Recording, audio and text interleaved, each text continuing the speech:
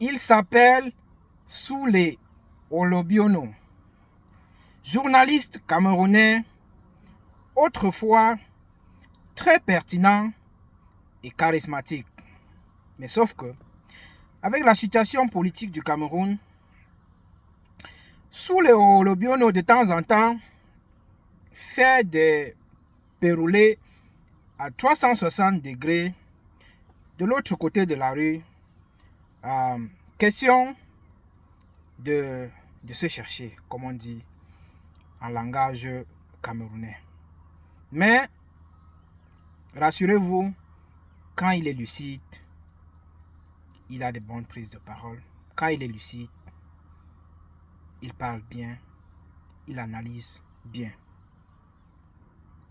Sauf que, depuis un bon bout de temps, Soulé Olobiono s'est donné un pari. Il a décidé que, tant qu'il n'y a pas un nouveau gouvernement, si le président de la République ne nomme pas un nouveau gouvernement, alors il ne va plus jamais couper sa barbe. C'est sans savoir que on ne se donne pas ce genre de challenge avec le gouvernement camerounais. Parce que voyez-vous, ça fait plus de 8 mois aujourd'hui que Soulé Olobiono ne sait plus jamais couper la barbe. Ils font comme une glace dans une barbe qui de plus en plus envahit son visage et n'arrive pas à s'en sortir. Je me demande si sa famille observe cela. Je me demande comment ses proches pensent résoudre ce problème. Regardons quelques captures d'écran et certains extraits de vidéos de Soulé Olobiono ensemble. Partageons la vidéo et abonnons-nous sur la page pour ne rien manquer. Il faut dire que Maurice Kamto n'est pas un leader politique. Comment ça? C'est un bon blagueur. Oh là là. Parce que Maurice Kamto aurait pu retenir beaucoup du SDF.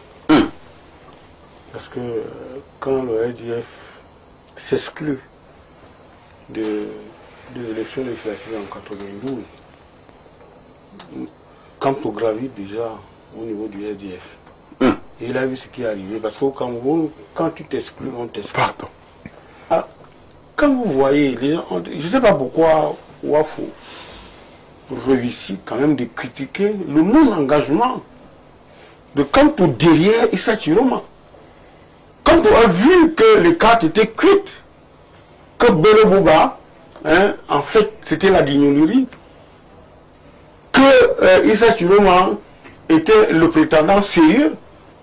Mais comment vous pouvez, à ce moment-là où on attend votre décision, dire abandonner, faire le poste pilatif? Il avait... D'autres comprennent bien que je ne défie pas le président, que je ne fais pas un pari avec qui que ce soit.